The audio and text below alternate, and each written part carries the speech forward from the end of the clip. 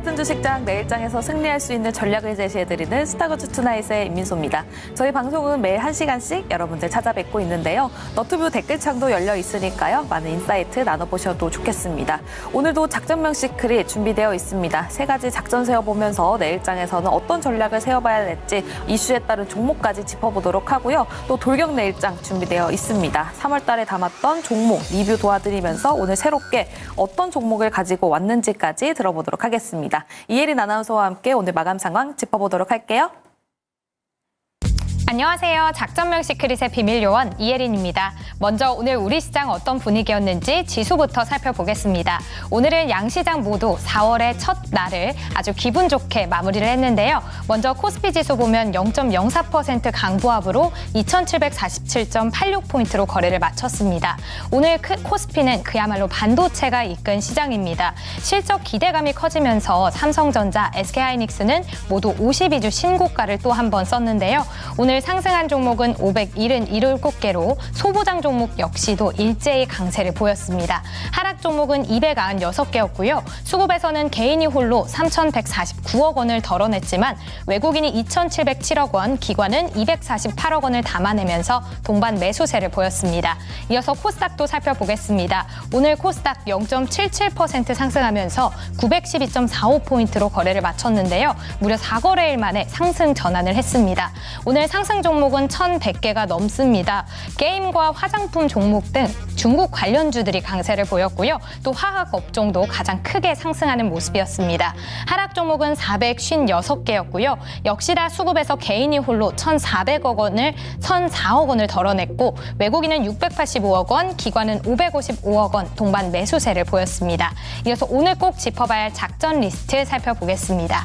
네, 첫 번째 작전입니다. 3월 반도체 수출액 무려 117억 달러로 21개월 만에 최고치를 기록했습니다. 먼저 3월 수출 전반적으로 보면 전년보다 3.1% 상승을 하면서 6개월 연속 수출 플러스를 기록했는데요. 그 실적을 견인한 건 바로 반도체입니다. 반도체가 가장 큰 높은 수준을 보였는데요. 또 반도체를 포함해서 디스플레이, 무선통신, 컴퓨터 등 4대 IT 분야를 보면 수출액이 24개월 만에 동반으로 증가세를 보였습니다. 앞으로 2분기 역시도 반도체 등 IT 품목의 수출이 증가하면서 이 호조세가 그대로 흑자 기조를 이어갈 걸로 기대가 되고 있는데요. 오늘 증시를 이끈 반도체 전망 잠시 뒤에 살펴보도록 하겠습니다. 두 번째 작전입니다. 해상풍력 발전 2030년에는 최대 100조 원 규모의 시장이 개화합니다. 지금 전 세계 탈탄소 흐름에 신재생 에너지의 전력 비중을 점점 높여가는 상황인데요. 국내의 태양광 그리고 풍력 발전량의 비중을 보면 현재는 87대 13입니다. 앞으로 정부가 2030년에는 이 비중을 6대 4로 개선하겠다고 나선 건데요.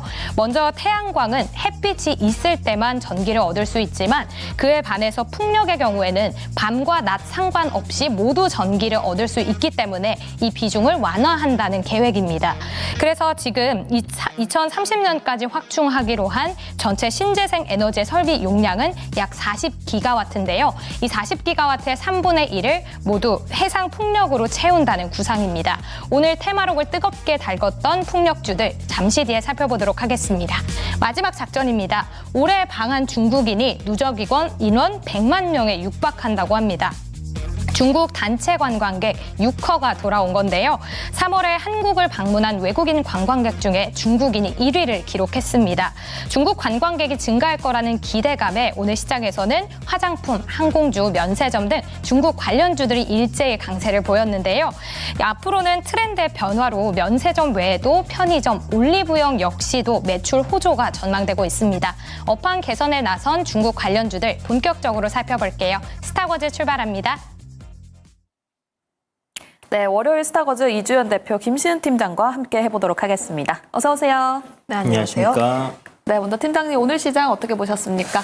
오늘 굉장히 모든 종목 대다수가 좋았다라고 보시면 좋을 것 같아요. 그동안 좀 보시게 되었을 때 상승 종목 수 대비했을 때 하락 종목 수가 월등하게 높은 그런 시장이 굉장히 많았는데 오늘 같은 경우는 상승 종목 수가 굉장히 많습니다.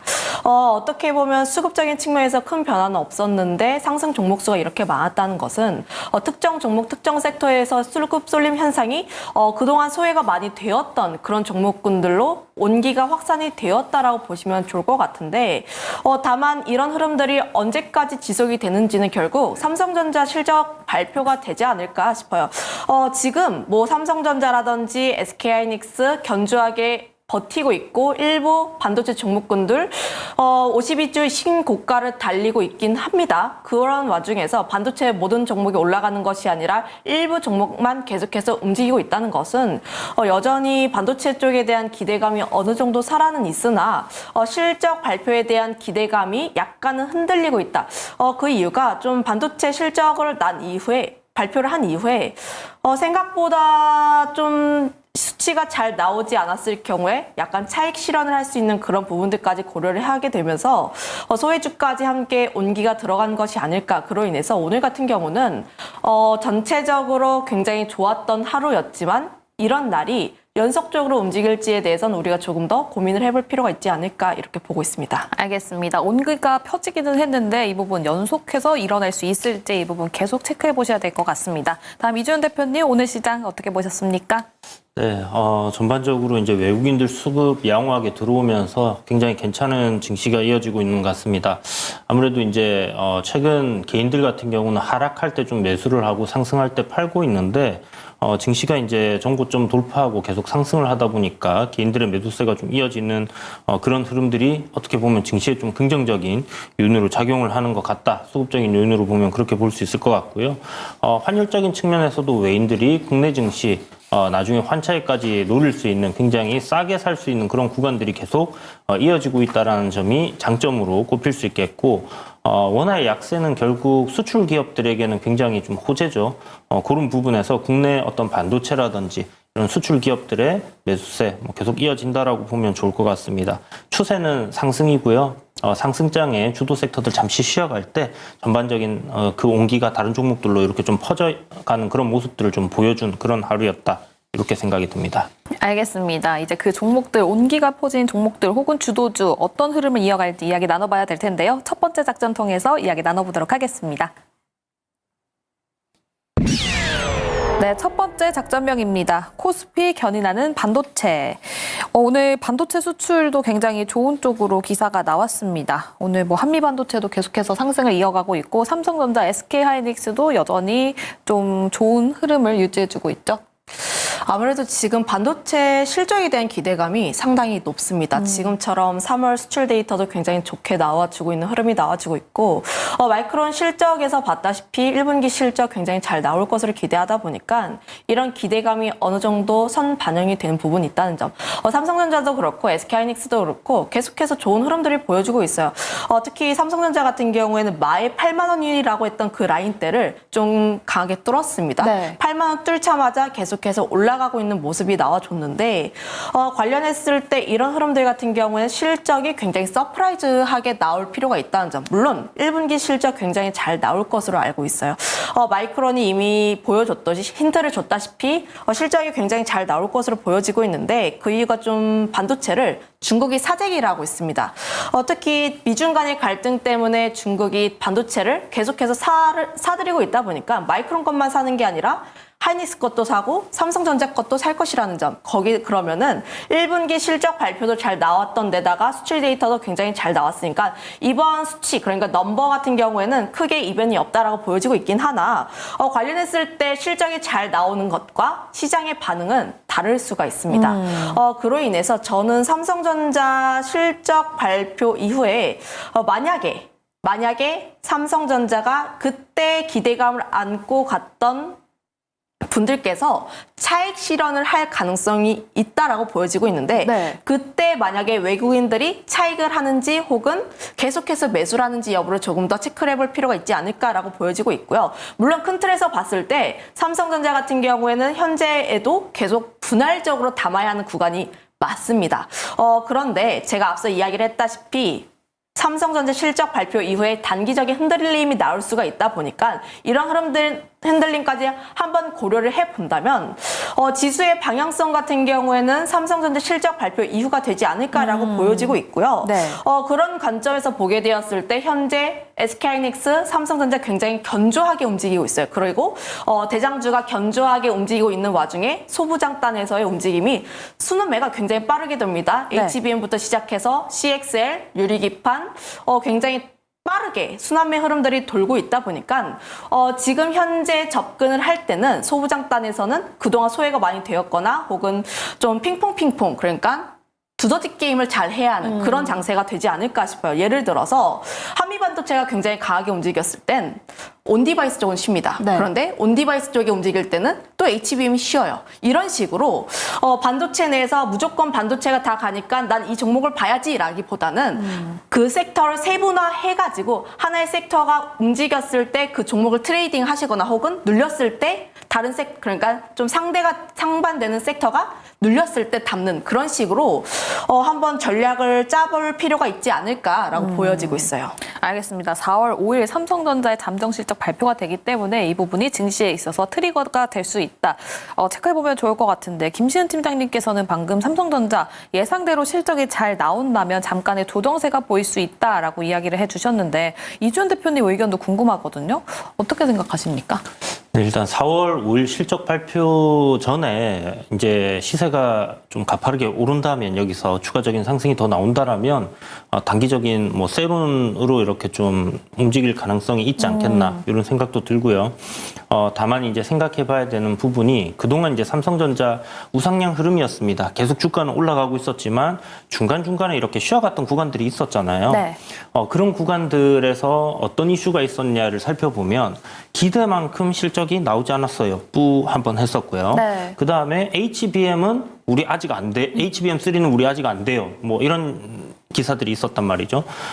그랬다가 요번에 이제 젠슨황 형님께서 삼성 HBM3 기대하고 있습니다. 네. 한마디에 이제 정고점을 돌파하면서 이렇게 날아가는 흐름을 보여주고 있는 상황에서 이제 실적이라는 어떤 본질적인 그런 기업의 부분이 만약 살아나는 그런 흐름이 보인다. 그러니까 작년에 이제 실적이 지금 나올 1분기 나올 실적을 기대를 했었는데 네. 그게 조금 이렇게 늦춰졌던 그런 부분들이 이제는 눈에 보이는 그런 가시적인 성과가 나올 시점이라는 거죠.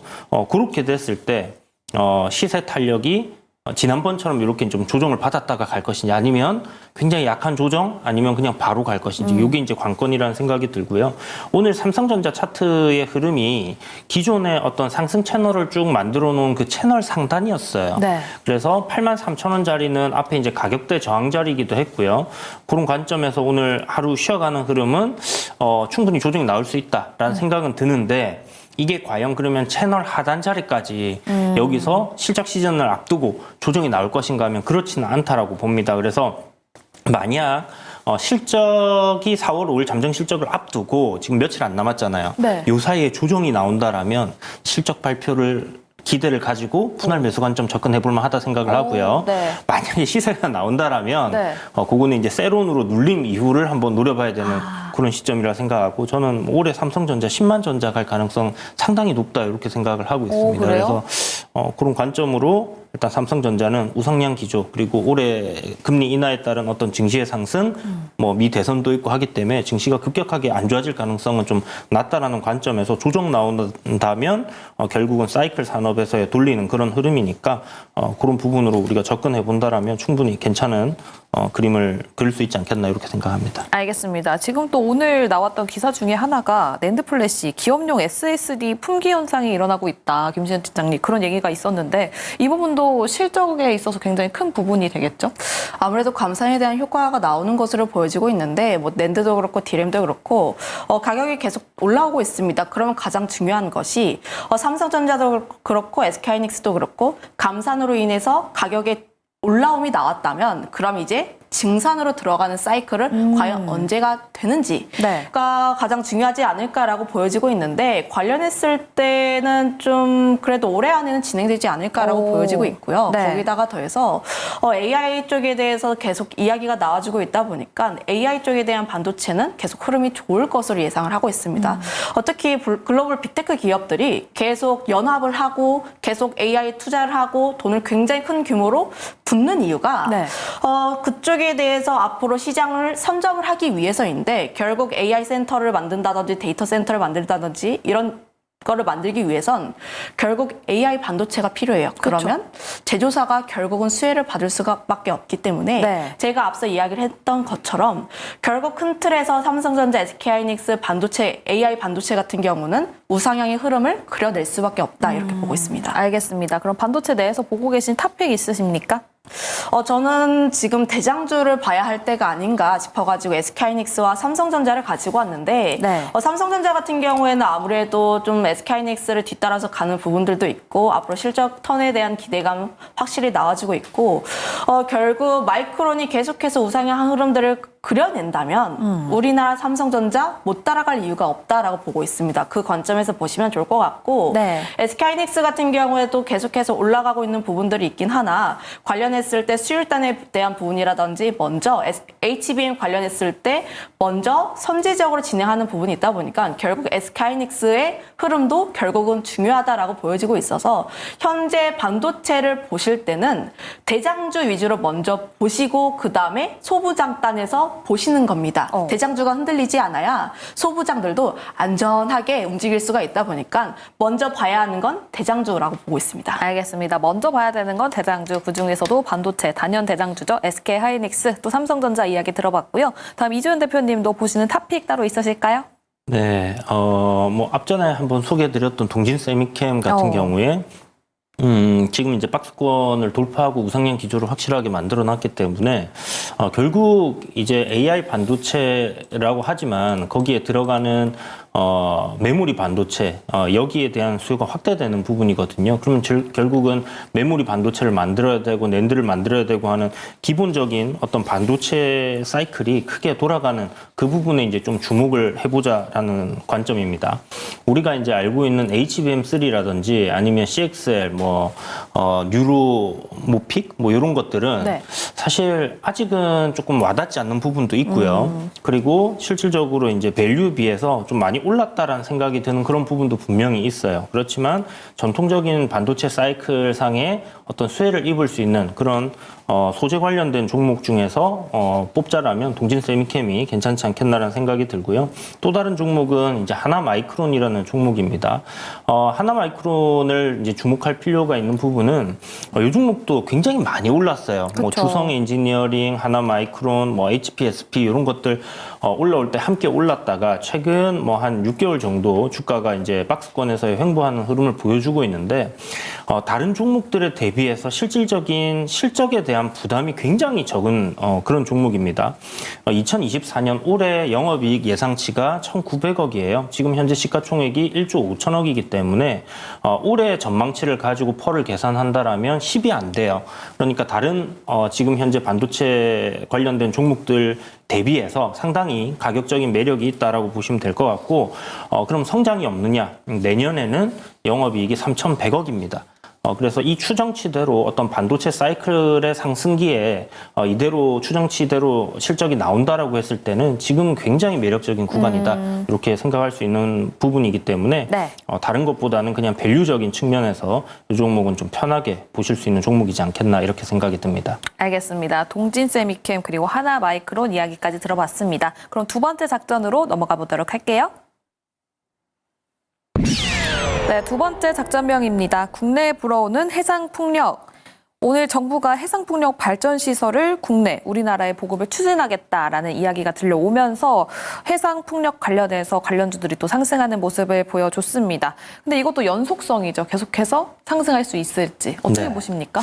그동안 사실 이 신재생 에너지 관련 종목들 투자하셨다가 굉장히 힘드셨던 분들 많거든요. 네. 근데 이게 결국은 어떤 우리가 지금 AI라는 키워드로 인해서 하드웨어라든지 소프트웨어라든지 이쪽 관련 관련 섹터들이 전부 다 잘 움직이고 있는 그런 상황이잖아요. 이 신재생 에너지도 우리가 인류가 생존하기 위해서 이 지구라는 이 행성에서 우리가 계속 살아가기 위해서는 네. 꼭 필요한 어떤 산업이다라는 부분이 있는 거죠. 탄소 배출을 이제 줄이지 못하는 그런 상황으로 갈 경우에 뭐 1.5도인가요? 여기서 지구 온도가 더 올라가면 돌이킬 수 없는 그런 자생 능력을 잃는 그런 상황이 될 거고, 그렇다면 네. 진짜 뭐 그 스페이스X의 스타쉽을 타고 화성으로 가서 살아야 되는 상황이 올 수도 있는 그런 부분이기 때문에 네. 결국은 각 국가들이 어떤 그 탄소 배출에 대한 규제를 만들고 있고, 그에 따라서 신재생 에너지를 확대하고 있는 그런 실정입니다.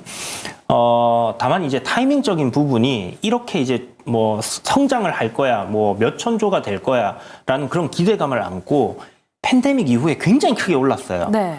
그러니까 우리가 2차 전지도 좋다 하지만 주가가 또 너무 많이 올라가면 미래 실적을 많이 땡겨오게 되면 그쵸. 결국은 또 긴 시간 조정을 받듯이 역시 신재생 에너지도 약간 그런 기간을 좀 거쳤다라고 봐야 될 것 같고요. 저는 충분히 연속성은 좀 나올 거다라고 생각을 합니다. 다만 이제 2020년도에 올랐던 그런 대시세를 능가하기 위해서는 시간은 조금 더 필요할 거다. 이런 생각을 좀 가지고 있고요. 실질적으로 이제 러시아 우크라이나 전쟁이 터지면서 유럽이 가지고 있는 어떤 문제 중에 하나가 바로 에너지 안보에 대한 부분이거든요. 네. 그래서 원전을 다시 이렇게 탈원전 했다가 원전 다시 진행한다라는 국가들도 나오고 있고, 이 수입을 하는 어떤 그 에너지에 대한 부분을 자립하기 위해서 생각할 수 있는 부분은 결국은 이 신재생 에너지 쪽으로 갈 수밖에 없다라는 부분이고, 또 그들이 만든 룰이지 않습니까? 네. RE100이라는 게. 맞죠. 예, 그렇기 때문에 그걸 실천하기 위해서라도 필요한 부분이다라는 겁니다. 그래서 오늘 뉴스가 있었죠. 정부에서 이제 2030년까지 100조 정도 투자를 해서 요 해상 풍력 단지에 대한 어떤 투자를 진행하겠다, 이런 이야기가 나왔는데요. 뭐 국내 지금 요번에 진행하겠다고 하는 게 한 14기가와트 정도인데 이게 한 100조 정도 들어가요. 그러면 대략 뭐 1기가와트당 건설비가 한 7조 정도 들어간다, 이렇게 봐야 되는 부분이고요. 네. 1기가와트는 5메가와트짜리 풍력 타워를 200개를 설치를 해야 되는 거예요. 네. 그러니까 이제 뭐 우리 같이 땅덩어리가 좀 좁은 나라에서는 바다에다가 짓는 그런 뭐 해안가에 짓거나 이렇게 이제 되는 부분이 해상 풍력이다, 이렇게 보시면 될 것 같고, 네. 아무래도 이제 바닷가 쪽에 바람이 더 그쵸, 좋다 보니까, 많이 부니까. 네, 이제 그런 쪽으로 진행이 되고 있고요. 또 유럽 같은 경우에 지금 진행되고 있는 상황인데,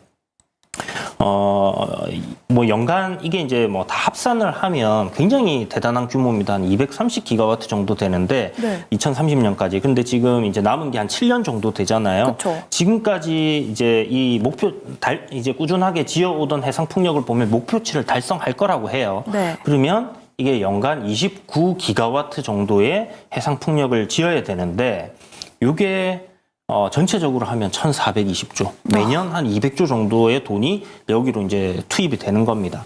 2020년도가 이제 금리가 이제 올라가다 보니까 요 투자가 약간 좀 주춤했던 그런 시점이 있었거든요. 네. 요게 이제 다시 금리 인하 사이클 돌면서부터 시장에서 좀 투자가 계속 이루어지는 그런 형태로 갈 가능성이 높다, 이렇게 좀 보시면 될 것 같고요.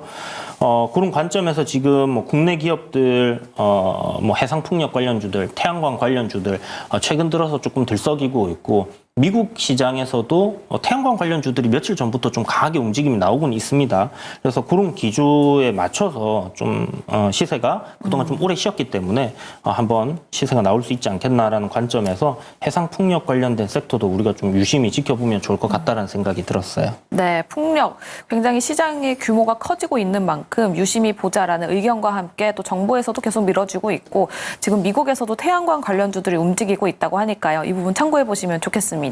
그럼 김시은 팀장님, 사실 풍력, 신재생 이쪽은 트럼프 리스크가 있잖아요. 이 부분은 좀 걱정 안 해도 될까요? 그런데 또 뭐 실제로 법안도 그렇고 집행되는 금액 같은 거를 보면은 좀 다른 경우가 많습니다. 실제로 트럼프 전 대통령이 집행을 했을 당시에 그때 당시 신재생 에너지 금액이 가장 높았어요. 네. 그런 부분을 보면은 물론 리스크적인 부분에서 봤을 때 센티적으로 영향은 있긴 하나, 앞으로 신재생 에너지 같은 경우 앞으로 성장할 수밖에 없는 섹터다라고 보여지고 있는 게, 결국 전기 굉장히 많이 쓰이게 되면 안정적으로 공급을 받을 수 있는 원전이라든지 태양광 혹은 풍력 이쪽에 대한 수급 관심이 계속해서 모아질 수밖에 없습니다. 다만 제가 우려를 하는 점은 사실 앞서서 굉장히 좋은 이야기를 해주셨는데 이런 내용들이 갑자기 오늘 나왔던 내용은 아니에요. 그러니까요. 2020년, 2021년, 2022년 계속 나왔던 내용들입니다. 네. 그러면 여기서 저도 뭐 관련했을 때 단기적인 상승이 가능한 구간이라고 보여지고 있긴 한데 관련했을 때 연속적으로 더 움직이기 위해선 네. 과연 이 랠리를 어떻게 수주를 받는지 여부 그러니까 정부의 정책 드라이브도 굉장히 중요하고 한데 결국 태양광도 그렇고 해상풍력 같은 경우는 훨씬 더 사업 기간이 굉장히 길어요. 약 네. 5년에서 8년, 10년 굉장히 장기 프로젝트입니다. 그로 인해서 금리 인하에 대한 부분도 필요할 부분이 있고 정부가 바뀌지 않아야 돼요. 기조가 바뀌지 않아야 됩니다. 네. 그런 부분들까지 감안을 했을 때 과연 이 사업이 연속적으로 사업성을 띨 수 있는지 여부까지도 우리가 조금은 더 체크를 해볼 필요가 있다. 그로 인해서 태양광이라든지 해상풍력 같은 경우는 우리나라의 정부 드라이브보다는 미국 혹은 유럽 쪽의 수주를 좀 확인해 볼 필요가 있는데 그런 부분을 보게 되었을 때는 여전히 긍정적이긴 하나 숫자로 조금 더 확인을 할 때까지는 저는 단기적으로만 보자라는 관점을 가지고 있습니다. 알겠습니다. 단기적으로 위치로 봤을 때는 단기적인 상승이 가능하긴 하나 뭐 정부가 밀어주고 있고 그런 것도 너무 다 좋은데 실제로 수주가 나와서 넘버가 찍히는지 이 부분이 체크가 돼야 계속해서 상승할 수 있다라는 이야기 들어봤습니다. 이주연 대표님 혹시 지금 시점에서 보시는 종목 따로 있으십니까? 네, 뭐 국내에서 풍력 관련 종목들 하면 뭐 이렇게 테마를 타고 좀 움직였던 그런 종목들도 있긴 하지만 아무래도 본질적인 이게 이제 테마를 타고 움직일 만한 그런 시점은 아니거든요. 처음 상승기는 보통 어떤 그 대장주, 그러니까 실질적인 사업을 하고 있는 것들 그리고 그런 사업을 할 거야. 라는 기업들이나 뭐 이런 것들이 다 같이 움직일 수 있습니다만은 그런 시점은 일단 지났고 옥석 가리기를 해야 되는 그런 시점인데 글로벌 1위 풍력 타워 업체가 국내에 상장되어 있어요. 네. CS 윈드라는 기업이고요. 동사 같은 경우는 이제 올해 추정되는 영업이익이 2천억 정도 지금 전망치가 잡혀 있습니다. 아까도 말씀드렸다시피 이제 유럽에서 진행하고 있는 것들, 그다음에 국내에서 진행하는 것들, 물론 국내에서 진행하는 것들은 이제 향후 프로젝트가 어떻게 진행되는지를 봐야겠지만 기본적으로 유럽에서 이제 이렇게 진행하는 부분에 따른 수주는 이미 받아놓은 상황이고 그에 따른 추정치거든요. 그래서 네. 거의 뭐 이대로 간다라고 보시면 될 것 같고요. 2,090억 정도의 영업이익이고 내년에 3천억입니다. 그런데 지금 현재 CS 윈드 같은 경우는 시가총액이 2조 4천억 정도 되니까 네. 뭐 올해 나올 실적으로 본다라면 퍼 한 10에서 한 12 정도 그 정도 사이다라고 보시면 될 것 같고 그래서 요 가격대에서는 크게 빠질 가능성은 좀 낮다 이런 생각이 들고요. 뭐 최근 트렌드지 않습니까? 미래 주가를 좀 땡겨오는 거. 네. 그래서 2년치, 3년치 땡겨온다라고 하면 충분히 상승 흐름들은 나올 가능성이 높다라는 생각이 들고요. 다만 저는 이제 신재생 에너지 쪽은 뭐 공격적인 어떤 투자보다는 조금 긴 관점의 투자가 필요하다라고 생각을 해요. 아까도 말씀드린 것처럼 점진적인 실적이 개선되고 점진적으로 계속 어떤 수주들이 이어질 거기 때문에 지금 밸류적인 측면에서는 이게 엄청나게 매력적이진 않거든요. 네. 그렇다면 어떤 눌림을 받을 때 우리가 저점 매수를 노리고 뭐 업사이드 한 20%에서 30% 정도 이 정도를 보고 접근하는 게 맞지 않겠나 이런 생각이 듭니다. 네, CS 윈드 이야기 들어봤습니다. 다음 김시은 팀장님도 보는 종목 따로 있으십니까? 저도 좀 뭐 풍력이라든지 해상풍력 이런 굉장히 장기 프로젝트들은 굉장히 뭐 근본적으로 수주를 굉장히 많이 받고 혹은 그 섹터의 대장주를 보는 게 맞지 않을까. 예를 들어서 원전이면 두산 에너빌리티를 보는 것처럼 해상풍력 같은 경우에도 CS 그룹 쪽을 보시는 게 맞는데 보통 CS 윈드, CS 베어링 같이 보긴 하나 좀 성향적으로 조금 다르긴 해요. CS 윈드는 조금 더 묵직한 면이 있고 CS 베어링 같은 경우는 약간 조금 더 식총이 가볍다 보니까 조금 더 탄력적으로 움직이는 면이 있습니다. 그 점에 있어서 CS 베어링을 좀 관심 있게 보고 있는데 우선 관련했을 때 로직은 그렇습니다. CS 윈드가 타워를 세우기 전에 베어링을 먼저 공급을 해야 하다 보니까 관련했을 때 베어링 같은 경우 주가의 탄력도가 조금 더 나올 수 있다라는 측면에서 접근을 해보시면 좋을 것 같아서 우선 좀 더 안정적으로 수주를 받고 조금 더 안정적으로 주가의 바닥을 딛고 다시 올라가는 종목이다 보니까 CS 그룹주 그중에서 베어링을 조금 더 관심 있게 보고 있습니다. 알겠습니다. CS 베어링을 주목해보자라는 이야기까지 들어봤습니다. 그럼 세 번째 작전으로 넘어가 보도록 할게요. 네, 세 번째 작전명입니다. 팬데믹 전후로. 지금 팬데믹 이후에 그 여행객이 계속해서 회복 중에 있다고 합니다. 이 네. 호텔을 살펴보면 호텔 가동률 70에서 80% 정도만 나와도 굉장히 긍정적이다라고 판단을 하는데 지금은 무려 한 90% 정도라고 해요. 네, 굉장히 뭐 최근 들어서 좀 좋아지는 추세를 유지를 하고 있는 것 같고요. 네. 지금 뭐 100만 명 넘었다 뭐 이런 기사도 있었고요. 그다음에 팬데믹 이전에 그 관광객 수의 한 91% 네. 일평균 관광객 수 출입국을 보면 이제 들어오시는 분들이 있잖아요. 그런 게 이제 91%까지 회복이 되었다는 얘기가 나오고 있고 우리가 이제 뭐 지난 년도에 저가 항공 실적을 확인했다시피 우리나라에서 많이 여행을 나가기도 했지만 네. 또 많이 들어오신 분도 굉장히 많더라고요. 그래서 그런 부분에서 뭐 국내 이제 놀자주들 최근 들어서 주가의 상승에는 다 이유가 있었다라는 네. 생각이 들고요. 실질적으로 이제 뭐 팬데믹 다시 한번 또 뭐 터지는 그런 일은 발생되면 안 되겠죠. 네네. 그런 일이 없다라면 제가 봤을 때는 뭐 지금 이런 그 관광객들이 증가하는 기조는 좀 유지될 가능성이 높지 않겠나라는 생각이 들고 그 이면에는 결국 또 환율이 있지 않나 이런 생각이 듭니다. 우리가 엔달러 환율 지금 굉장히 좋다. 일본 여행 가야 된다 하듯이 국내 환율도 역시나 외국인들이 한국에 들어와서 놀기에 좋은 환율 구간이다. 이런 생각이 듭니다. 그래서 뭐 그런 관점으로 여행 오시는 분들도 굉장히 많을 거라는 생각이 드는데 최근에 이제 여행객들은 예전과 조금 달라진 부분들이 단체 관광객들이 예전에는 이렇게 깃발 들고 네. 여행 와서 돌고 맞아요. 이렇게 가셨잖아요. 네.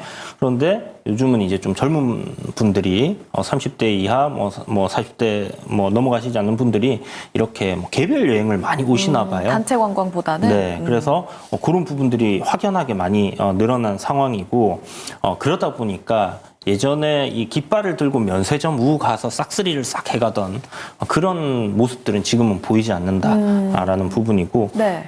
그래서 요 젊은 층들이 좋아하는 것들 이런 쪽을 공략하고 있는 부분들이 좀 수혜를 받지 않나라는 생각이 듭니다. 아무래도 이제 젊은 층 이제 면세점보다는 올리브영. 네, 뭐 이런 그런 쪽으로. 거라든지 아니면 이제 그 K-팝 뭐 이런 문화에 조금 노출이 많이 되어 있는 젊은 층들이다 보니까 그들이 입는 패션, 뭐 네. 그들이 이제 뭐 가는 갔던 맛집들. 곳들, 맛집들, 뭐 카페 이런 데를 이제 여행 다니고 하는 그런 쪽으로 이제 수요가 돌고 있는 걸로 보여지고요. 뭐 호텔 당연히 숙박할 수밖에 없겠죠. 그쵸. 그리고 오려면 배를 타든 비행기를 타든 뭐 수영을 해서 올 수는 없으니까 결국은 그런 식으로 온다라고 했을 때 우리가 요번에 놀자주들에서 좀 집중해 볼 수 있는 섹터는 딱 정해져 있지 않나라는 생각도 들고요. 그런 관점에서 오늘 놀자주들이 전반적으로 좀 상승이 나온 부분들 이런 것들이 하나의 또 틈새 시장으로 괜찮은 섹터가 되지 않겠나라는 관점으로 한번 보시면 좋을 것 같습니다. 알겠습니다. 지금 댓글창에서도 킴님께서 주도주가 될 수 있을까라고 댓글창에 올라왔는데 아무래도 이거는 좀 테마로 봐야 됩니까? 아니면 계속해서 가져갈 수 있는 섹터로 봐야 됩니까? 일단 뭐 테마로 가져갈 수 있는 섹터도 있고 혹은 좀 실적을 조금 더 확인하려는 그런 섹터도 구분돼 있다라고 판단을 하고 있어요. 좀 중국 인바운드를 구체적으로 보게 되면 면세도 있고 항공도 있고 혹은 뭐 카지노라든지 미용 의료기기, 화장품 굉장히 다양합니다. 우리가 뭉뚱그려서 중국인들이 온다라고 하면서 중국 인바운드 관련주, 중국 수혜주로 부르긴 한데 관련했을 때 이들이 과연 여기에 와서 무엇을 사는지를 조금 따져볼 필요가 있어요. 앞서 이야기를 했던 것처럼 올리브영 굉장히 잘 가고요. 네. 혹은 뭐 젊은 층들이 굉장히 인기가 많은 것도 있는데 이들이 면세한 품목들을 봤을 때 어디를 가장 많이 썼나라고 보면 또 미용 의료기기. 압구정에 네. 중국인들이 굉장히 많습니다. 투어 있잖아요. 투어, 미용 투어. 네, 좀 중국인들도 많고 일본인들도 많고 여기에서 시술 받고 돌아갑니다.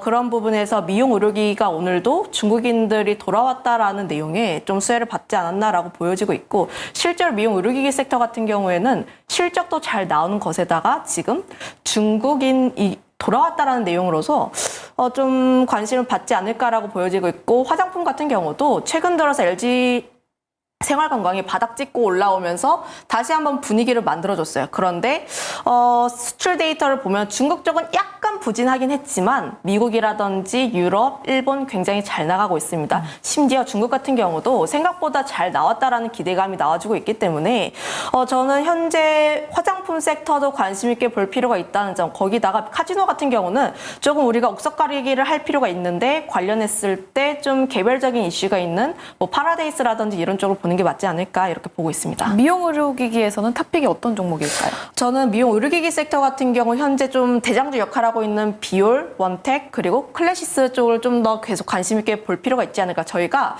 저번 주도 그렇고 저저번 주도 그렇고 미용 의료기기 섹터 굉장히 이야기를 딥하게 들어가고 종목 소개도 많이 했는데 결국 이런 종목군들이 추세가 우상향 추세를 그리고 있고 실적도 굉장히 잘 나오는 것에다가 지금 다시 한번 중국 모멘텀을 받았다 보니까 저는 이 추세는 조금 더 이어갈 것으로 보고 있습니다. 알겠습니다. 카지노 내에서는 파라다이스를 주목하자라는 이야기를 들어봤고요. 그 밖에 미용의료기기에서는 비올, 원텍, 클래시스를 주목하자 이야기 들어봤습니다. 다음 이주연 대표님도 탑픽 종목 어떤 종목입니까? 네, 아까 말씀드렸던 것처럼 이제 저가 항공 관련주들을 우리가 좀 유심히 봐야 되지 않겠나라는 생각이 듭니다. 아직은 뭐 거래 대금이 그렇게 좀 눈에 띄게 증가하는 모습은 아니지만 4월부터 이제 1분기 실적 시즌이잖아요. 네. 그러면 이들 이제 저가 항공주들 같은 경우 일본 여행도 그렇고 중국 여행도 그렇고 또 들어오시는 분들도 있고 이런 것들 생각했을 때 실적이 좋을 수밖에 없다. 실적에 대비해서 워낙에 많이 이제 빠져 있는 부분이거든요. 물론 우리가 팬데믹을 거치면서 기업의 부채가 많이 늘어난 부분들 이런 것들이 이제 주가의 상방을 좀 억제하는 그런 부분들로 작용을 하고는 있지만 네. 그래도 실적이 발표되는 시점이 다가올수록 그런 기대감은 좀 커질 가능성이 높지 않겠나. 국제유가 올라가는 거 걱정 안 해도 되나요? 저는 국제유가는 어떤 공급적인 차원에서 크게 걱정을 안 해도 상관없지 않겠나라는 생각이 듭니다. 여차하면 전 세계에서 생산되고 있는 원유만큼 또 미국이 뽑아낼 수 있기 때문에 그들이 물가를 과연 유가가 올라가면서 물가가 상승하는 거를 바라만 보고 있을 것인가라면 선거를 앞둔 시점에서 저는 이거는 다시 누를 수 있다. 충분히 그렇게 생각하거든요. 그렇다면 뭐 지금 수준에서의 유가 흐름이라고 하면 기업들 잘 실적을 내고 있기 때문에 크게 걱정할 우려는 없지 않겠나. 이렇게 생각을 하고 있고요. 역시나 호텔 파라다이스 실적적인 부분이나 주가적인 흐름이나 굉장히 주목해 볼 필요가 있다. 이렇게 생각합니다. 알겠습니다. 제주항공과 함께 파라다이스 이야기 들어봤고요. 작전은 여기까지 세워보도록 하겠습니다. 내일장으로 돌격해 보도록 할게요.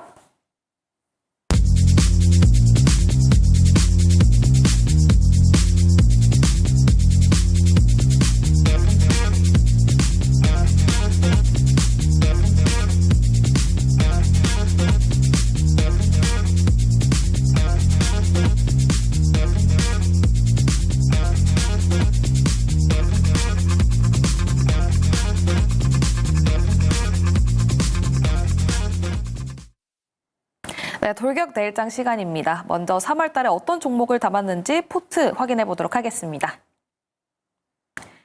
네, 이주연 대표님의 포트인데요. 총 8종목이 담겨져 있습니다. KT, 지노믹트리, 지노믹트리는 9% 넘는 상승률을 보여줬었습니다. 또 위메이드 플레이도 16%, HD 현대건설기계 8%, HLB제약은 무려 37% 수익률을 보여줬습니다.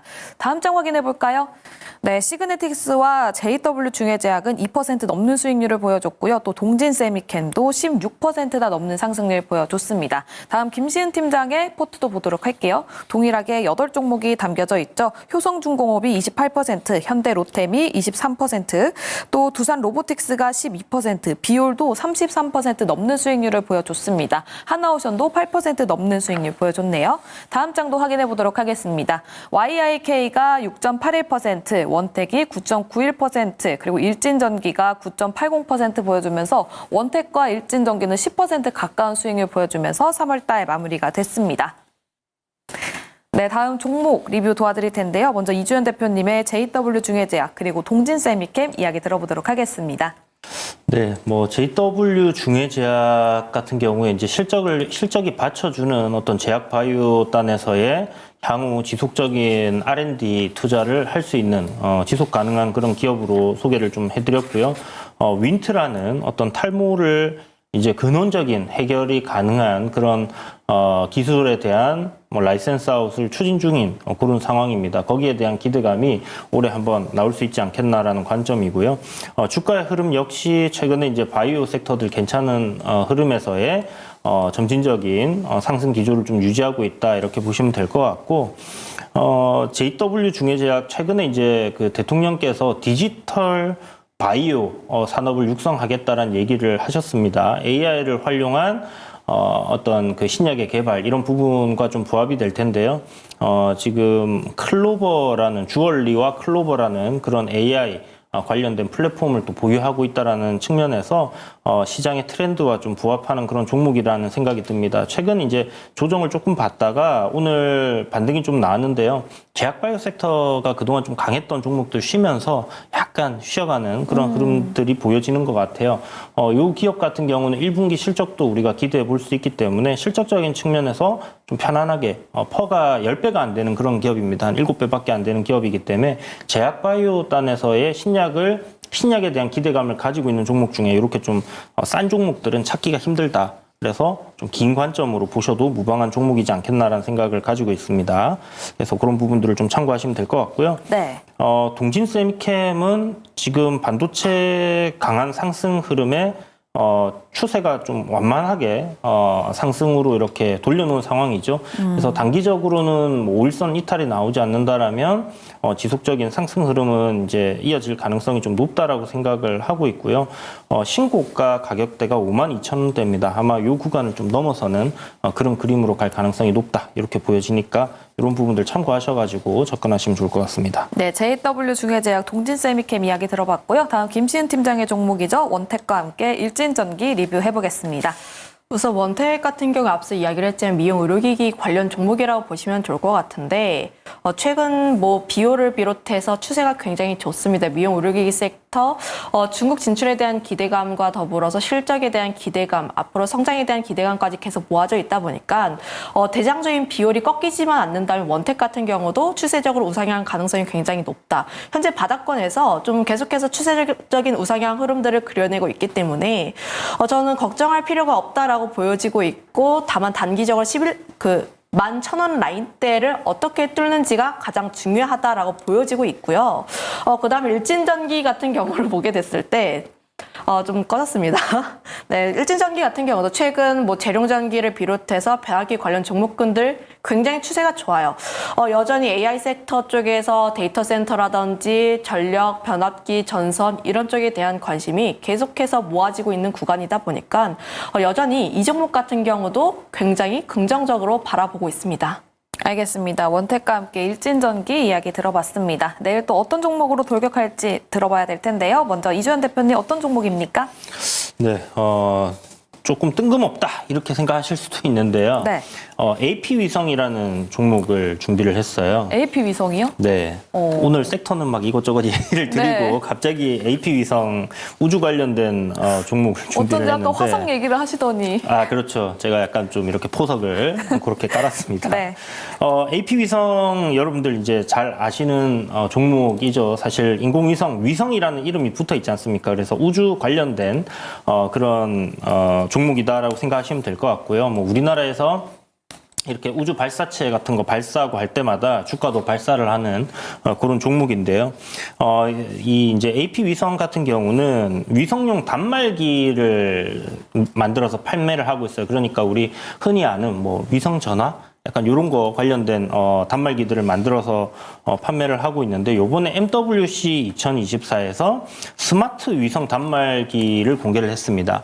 이게 이제 기존의 스마트폰처럼 생겼는데 이 위성을 활용한 활용을 해서 사용을 할 수 있는 그런 단말기다라고 보시면 좋을 것 같고요.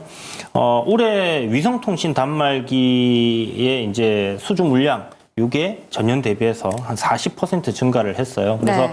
실질적으로 실적 자체가 전반적으로 굉장히 좋아지고 있는 그런 기업이다라고 보시면 될 것 같고요. 모멘텀으로는 5월 달에 이제 정부에서 우주항공청 개청하는 일정이 남아 있습니다. 그래서 그 일정까지 좀 상승 흐름이 유지가 되지 않겠나라는 생각을 하고 있고요. 2023년도 하반기에 스타링크라고 해서 일론 머스크가 그 지금 우주 저궤도에다가 뿌려놓은 이 인공위성들을 활용을 해서 국내 인터넷 서비스를 진행하려고 했었는데요. 이게 지금 조금 연기가 돼서 2024년도에 실질적으로 서비스를 진행할 가능성이 높아져 있는 그런 상황입니다. 그래서 그런 것들이 또 하나의 모멘텀으로 작용을 할 수 있는 그런 부분이라서 지금 이런 부분에서 우리가 한번 관심을 가지고 보면 좋을 것 같고요. 네. 오늘 또 아마 그 위성통신, 이게 이름이 어렵던데 위성통신 포럼이라고 해서 여기에서 이제 그 미국이나 이제 뭐 스페이스 X나 아니면 이제 다른 아마존에서 이제 저궤도 위성들 해서 서비스를 하려고 하는 그런 부분에 있어서 국내에서도 좀 대응을 해야 된다. 네. 그래서 각 국가별로 이렇게 얼라이언스를 만들어서 그런 사업을 하자라는 이야기가 나왔거든요.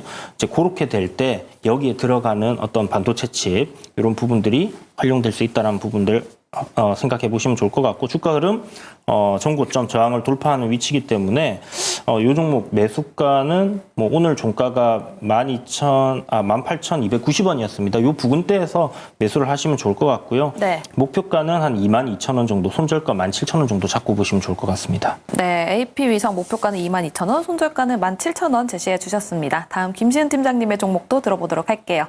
저는 글로벌 텍스프리라는 종목을 가지고 왔는데 우선 이 종목 같은 경우가 오늘 주가의 흐름을 봤을 때 강했습니다. 강한 이유가 굉장히 다양한 중국 관련 종목군들이 있는데 그중에서 저는 가장 먼저 봐야 하는 게 면세이지 않을까.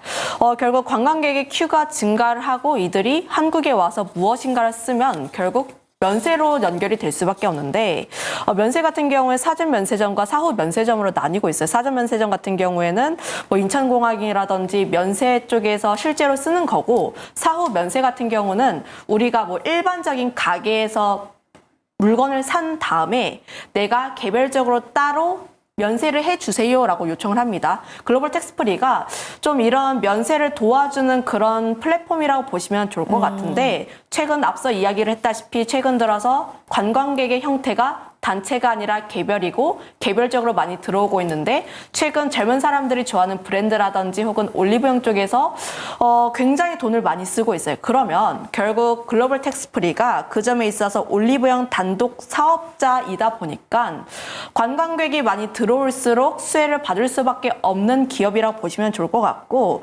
지난해 10월 정점 찍고 2월까지 리펀드 쪽에서 매출 부진이 약간 나오긴 했습니다만 3월부터는 다시 한번 회복이 되는 흐름들, 그리고 4월부터는 중국 관광객들이 돌아올 가능성이 굉장히 높은 게 보통 1월, 2월 추울 때는 중국인들도 우리나라보다는 따뜻한 동남아를 선호를 하는데 네. 다시 한번 우리나라도 따뜻해지고 봄놀이 해야 하고 좀 그러면 우리나라로 올 확률이 굉장히 높아지다 보니까 그런 부분에서 보게 되었을 때는 3월을 기점으로 실적 같은 경우도 턴어라운드를 할 가능성이 굉장히 높다라고 보여지고 있습니다. 거기다가 더해서 7, 8월 국내 비수기에도 프랑스 자회사 쪽에 파리 올림픽이 있다 보니까 이런 부분들도 좀 수혜를 기대를 해볼 수 있지 않을까라고 네. 보여지고 있고요. 매수가 같은 경우에는 분할적으로 접근해 보시면 좋을 것 같은데 5,800원 라인대까지 분할적으로 접근해 보시면 좋을 것 같고, 목표가는 전고점 부근이라고 할 수 있는 7,000원 라인대, 그리고 손절가는 5,000원 제시하겠습니다. 네, 김시은 팀장의 종목은 글로벌 텍스프리였고요. 목표가는 7,000원, 손절가는 5,000원 제시해 주셨습니다. 네, 오늘 좋은 인사이트 나눠주신 두 분은 여기서 인사드리도록 하겠습니다. 감사합니다. 네, 스타거즈 투나잇도 여기서 인사드리도록 할 텐데요. 내일 다시 또 찾아뵙도록 하겠습니다. 시청해주신 여러분 고맙습니다.